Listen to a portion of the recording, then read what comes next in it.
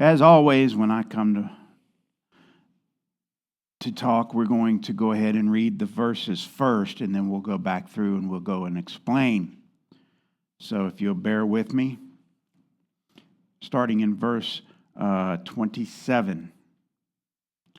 You have heard that it was said, "Do not commit adultery." But I tell you, everyone who looks at a woman lustfully has already committed adultery in his heart. If your right eye causes you to sin, gouge it out and throw it away. For it is better that you lose one of your parts of your body than for your whole body to be thrown into hell. And if your right hand causes you to sin, cut it off and throw it away. For it is better that you lose one of your parts of your body than for your whole body to go into hell. 31. It is also said, whoever divorces his wife must give her a written certificate or notice of divorce. But I tell you, everyone who divorces his wife, except in the case of sexual immorality, causes her to commit adultery, and whoever marries a divorced woman commits adultery. Verse 33, again you have heard that it was said to our ancestors, you must not break your oath, but you must keep your oaths to the Lord. But I tell you, don't take an oath at all, either by heaven because it is God's throne, or by the earth because it is the footstool, or by Jerusalem because it is the city of the great King. Do not swear by your head, because you cannot make a single hair white or black. But let your yes be yes, and let your no mean no. Anything more than this is from the evil one. May God bless the reading of his word.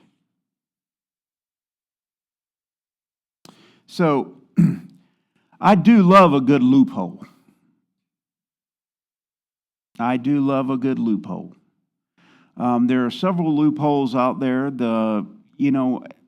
In our Congress, there's no mistaking that the legislature makes laws, and that the majority of the Congress people are lawyers or have their degree in law. So what do you think they're making laws about to help them when they go back into private practice? But for me, as far as a loophole goes, I think this is the best loophole I loved was before I got married to my wife, my first wife. She is my only wife. So before I got married, she asked me to promise her that I would never, ever watch football on Sundays. She hated that men were in front of the TV on Sundays. And I told her I wouldn't. And I was honest about that. And it was February-ish comes along, and I sit down at the end of February and I turn the TV on because the Daytona 500 was about to start. And she came in and she says, but you promised me you wouldn't watch sports on Sunday. I said, no, I promised I wouldn't watch football on Sunday. Now, I know the meaning was sports, okay? That was the heart of the spirit of the matter was sports on Sundays. She wanted a husband that would be there to with her on Sunday and not be married to a TV where she wouldn't be a sports, what do they call those sports widows? And I understood that, but it was a loophole, right? So anyway, but that's how we want to begin here looking at this. We want to understand what the spirit of what this is and not what the letter of the law was. Because if we look at what the letter of the law was, the Pharisees had made oral laws to keep the Israelites from getting to the laws written by Moses. So as we look into the first one, adultery begins in the heart. It says, you have heard it said, do not commit adultery. Now, do they mean the act of adultery? Do they mean the actual sexual sexual immorality that goes along with adultery? Jesus says, but I tell you, everyone who looks at a woman lustfully has already committed adultery in his heart. What does that mean? The spirit of the law, the heart. It is the heart where sin begins. Is it funny that you're not supposed to trust your heart? It is where the sin begins. And from there, it moves to your outer parts. It is only seen by the outside people once your outer parts are conducting the sin. It says here that if your right eye causes you to sin, gouge it out and throw it away. Or if your right hand causes you to sin, cut it off and throw it away. For it is better for you to enter heaven losing part of your parts than it is to have all your parts and go to hell. So the men, I'm talking to the men out here, okay? And I'm one of them. I have gouged out my eye, and I have cut my right hand off in my lifetime, just as you have. Because it is said, there are men that have gouged out their eyes and cut their right hand off. There are men that have lied, and there are men that are dead. Those are the only three men out there. Because we have all looked upon God's beauty and lust at some point in our life. We have all sinned, and you know it comes from the heart. Even though you have not acted upon that sin, we are all still guilty of it. And we're not just talking about the sin of looking at a woman lustfully, looking at her curves. And women, I'm talking to you as well. You can do the same thing. Opposite. I once had a friend that told me the first look is free. The second one's going to cost you. Okay? It's wonderful to notice God's beauty. That's what He put it on earth for. But to linger at God's beauty, when you know it's not yours, you're coveting.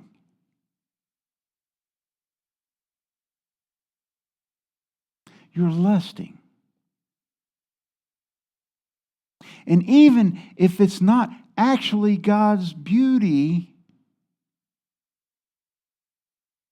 in today's date and times, what can you get in your right hand that you can look at with your right eye? Your phone. Porneia.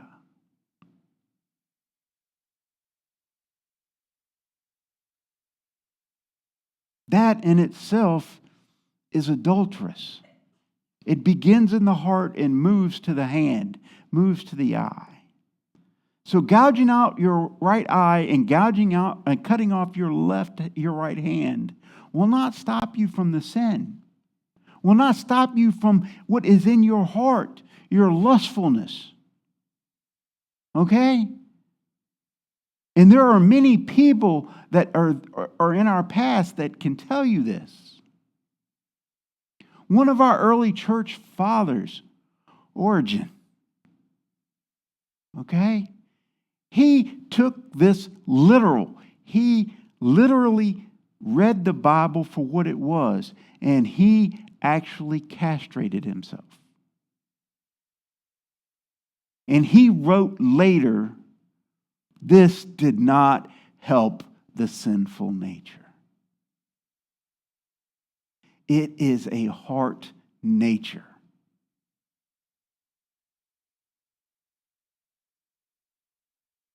Bringing adultery, and we go down to the next that works together. In all three of these sections, Jesus talks about it. It has been said, or you have heard. Okay, so the divorce practice is censured. In verse 31, Jesus said, "It was also said, whoever divorces his wife must give her a written notice of divorce." A written notice of divorce. Now, what is a written notice of divorce? Now, we know in Mosaic law, Moses, because they were hard-headed people, Moses had to allow for divorce for many reasons. Well, for immorality, for one, adultery. Okay? And in some verses or some translations of the Bible, it says that whoever divorces his wife, or Moses commands them to give her a letter of divorce. Moses doesn't command a divorce. God is against divorce. We know this from the beginning. How do we know this? It's from the first two chapters of Genesis.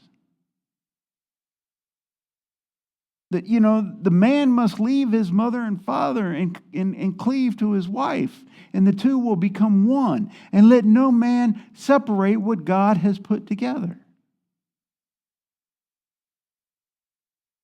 But apparently, separation must take place in this hard-headed world. So, giving a woman a written certificate of divorce or a written notice of divorce, what this means is that you can give your wife a notice of divorce, which is a piece of paper that allows her proper standing within the Israelite or the Jewish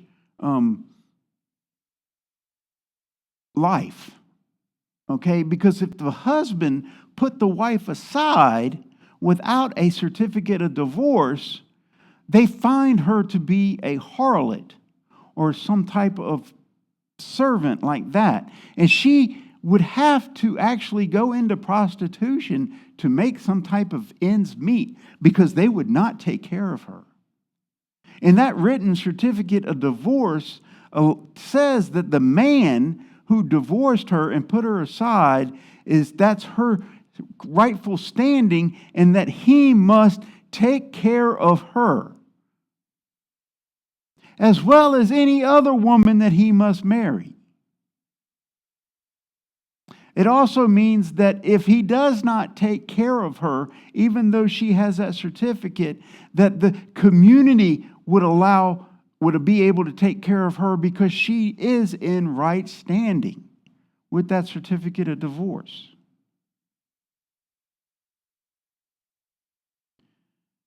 But Jesus is telling them, you got it all wrong, people.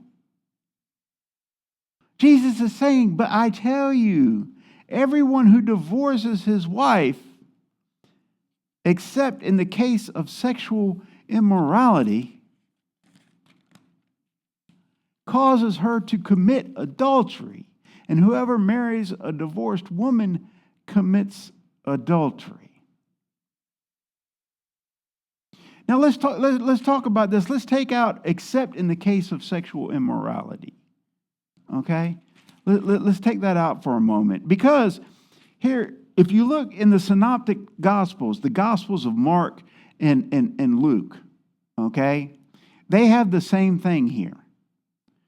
But they take out in the case of sexual immorality. They take out in the case of sexual immorality. But and Matthew puts it in here. So why is it redacted in their part, but Matthew puts that in his? Which one is right? Well, I believe they're all right. Okay? In the sense that we shouldn't be divorcing anyway. And yes, if a woman is put aside and you marry her and another man marries her, technically that is adultery. And there is adultery there.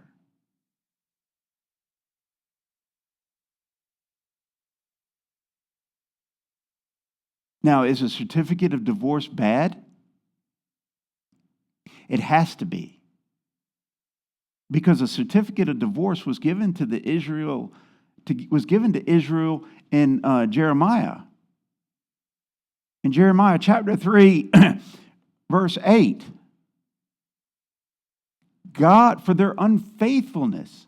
This is after Israel and Judah have separated. Israel for their unfaithfulness. God wrote Israel a certificate of divorce. And Judah saw this.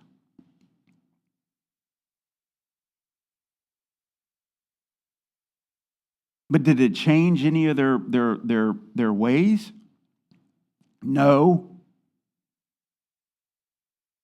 Israel went into exile, but because God wrote a certificate of divorce, he went with them. He took care of them still. Judah did not shy away from her immoral acts, worshiping other gods. Not wholeheartedly. They gave a pretense of coming back to God. But God didn't give them a certificate of divorce because if you remember, that's where our Messiah came from.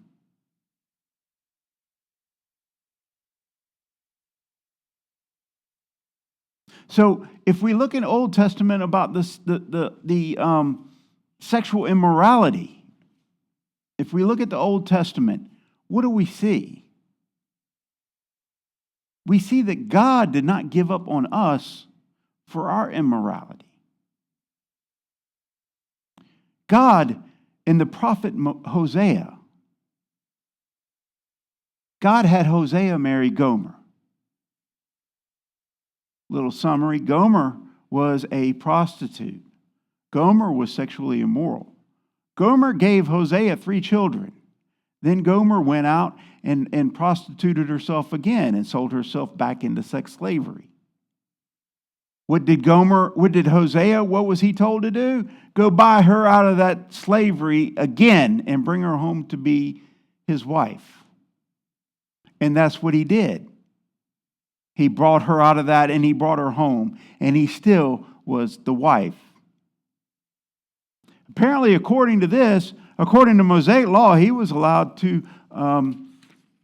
divorce her, was he not? To give her a certificate of divorce. Now, I know this is a prophet, and this is what the prophet says. Or this is what he says through the prophet. This is what God says through the prophet.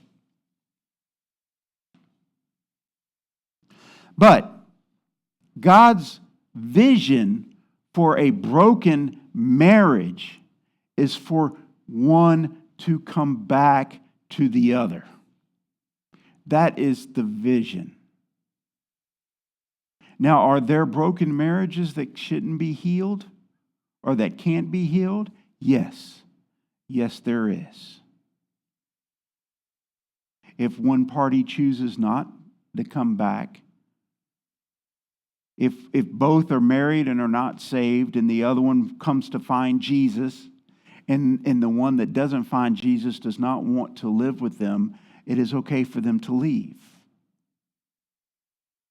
in sexual immorality, it is okay for them to leave. But I digress. Not I digress, but I want to say that I think that just the sexual immorality part should not have anything to do with divorce. That is something that could be worked through. Now, if one or the other partner is unrepentant about their sexual immorality and continues in their sin, yes, that is a avenue for you to take towards being in right standing with God. Now, does that make you, at the time of divorce, an adulterer if you get married again? No, it doesn't.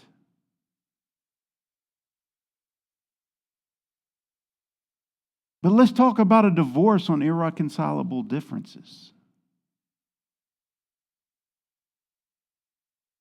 Did you know that the United States did not have the divorce by irreconcilable differences until 1969? That there had to be some type of immorality involved in the marriage, some type of stepping out, maybe some type of abandonment or some type of abuse, but that was it.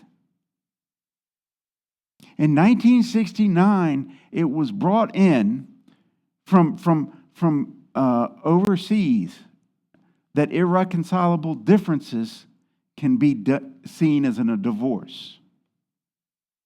Do you know who brought that in?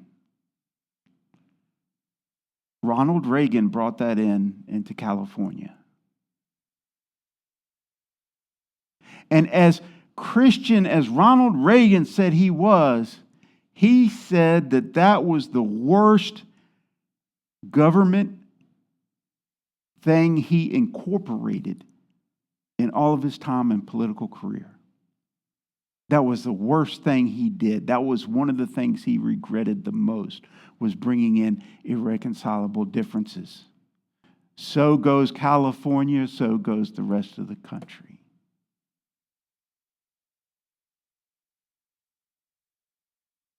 We're moving away from God, people.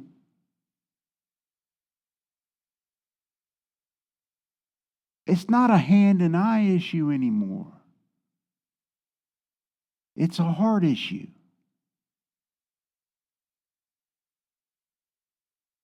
Even to the sexual immorality, it's a heart issue.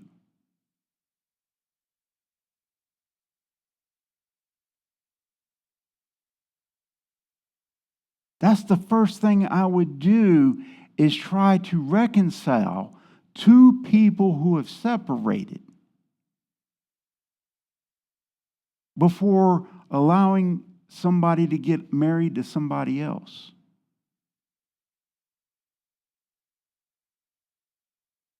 Would you like Jesus to sit and not be reconciled to you on your immorality?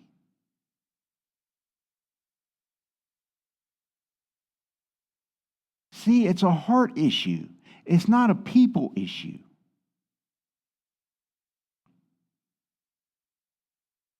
See, God gave His Son. God made a people. And all we've done by making as a people is disappointed God all throughout eternity. And the only way to get us back was God had to give His Son to come down here, the one who is speaking these words.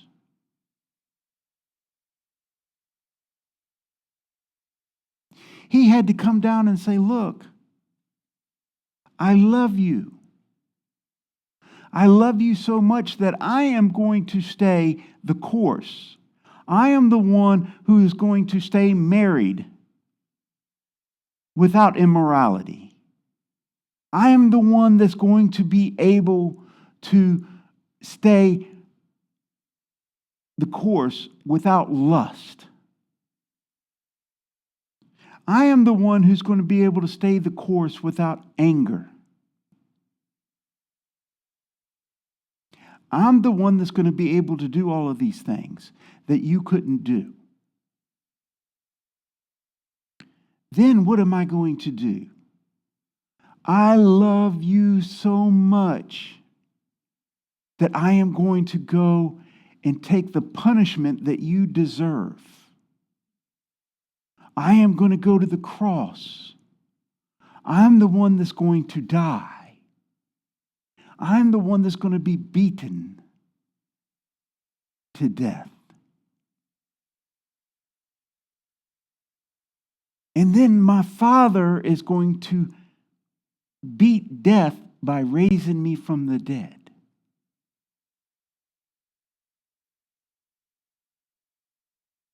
And then it's going to be a marriage in heaven. You see, this is not about a man and a woman. This is about Jesus and his church. This is about Jesus and his people.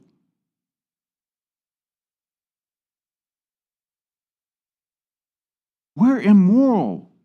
We're the ones committing the sexual immorality. We're the ones committing the worship of other idols. We're the ones that have other gods before us. Even some of the ones that are sitting in church are here for pretense only, just like Judah was, where they still had other gods amongst God.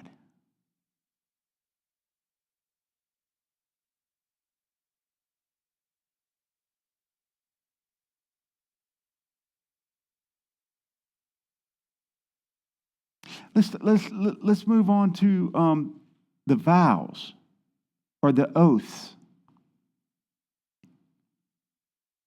Again, you have heard it that it was said to our ancestors, you must not break your oath, but you must keep your oaths to the Lord. There are many oaths that were done back in the Old Testament. And you have to keep your oaths to the Lord. What happens if you break your oath to the Lord? You have sinned against the Lord. How do you come back from that? Have you used his name in vain? Have you disparaged his name? You made an oath through his name.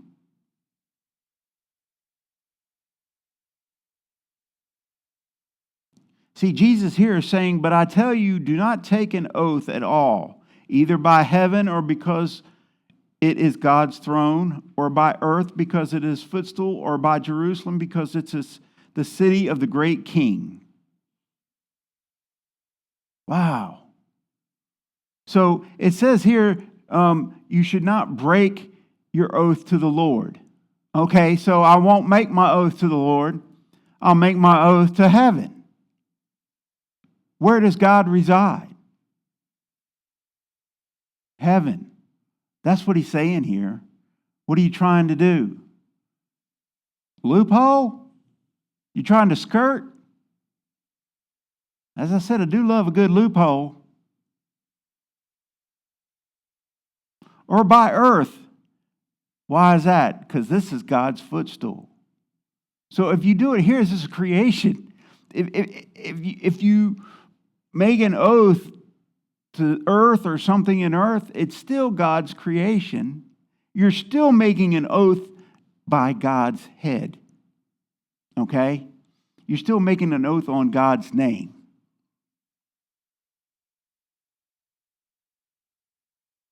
Or by Jerusalem. What is Jerusalem? That's the king where is in Jerusalem.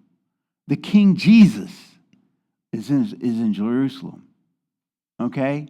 So you're making an oath by God no matter how you put it. But why are you saying this? It's as if you're going to be deceitful. You are being deceitful when you use a loophole. So if I really say it's by, by heaven, or if I really say by Jerusalem, or if I really say by, creation, if I really don't get it done, it's okay, because I didn't make my oath upon God. So I didn't really mess it up. I didn't really curse myself. Not true, people. Not true. What is it? It's a heart issue. What is in your heart? What is the spirit of this law? What is the spirit of what's being said here?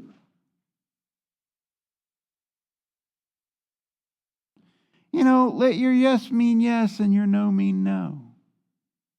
That's all he's saying. Anything other than that is from the evil one. What does that mean? That is from deceit. That is deceitful. Because you are trying to skirt what is there. How can I get around the law? And people, we get around the law every day.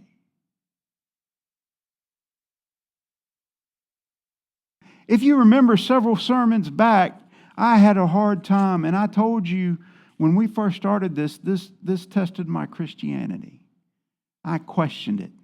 I really questioned it several times. Because of the heart issue. Where is your heart? Am I being legal, or am I being a heart? Is this the heart issue?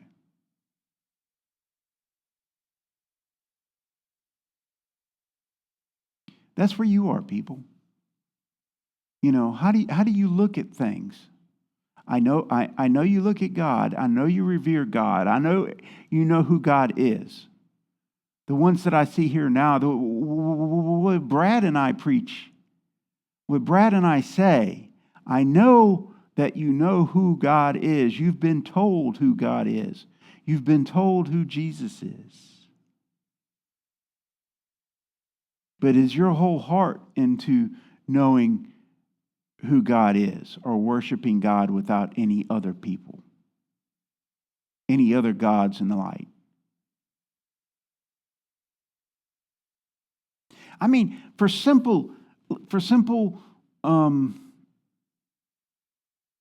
simplicity,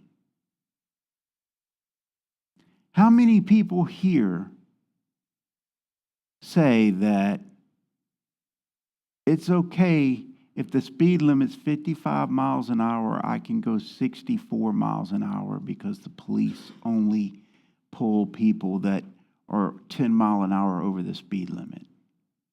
Can I see some hands? It's the spirit of the law, people. 55 miles an hour is the law. What is the spirit of that law? To keep you at 55? Or is it to keep other people safe on the road? That is a safe speed, that it will keep you from being in an accident that may cause harm to you or somebody else. So what is the spirit of that law? I'm breaking that, going 64? Or do I do 55 and do what's said because the spirit of the law is to keep you and other people safe?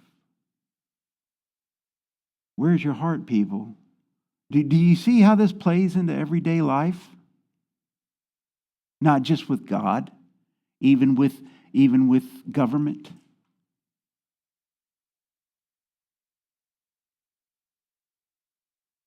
The spirit of the law is God sent his son. He did not have to die on this cross.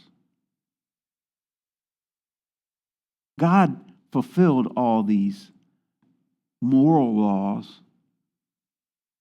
and ceremonial laws.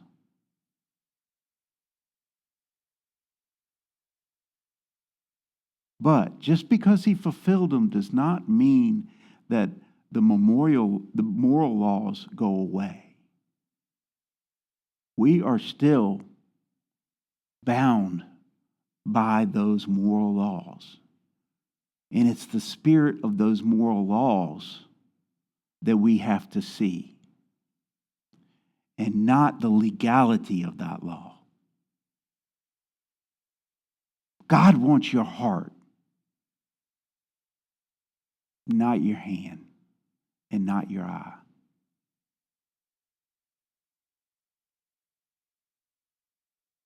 Let us pray.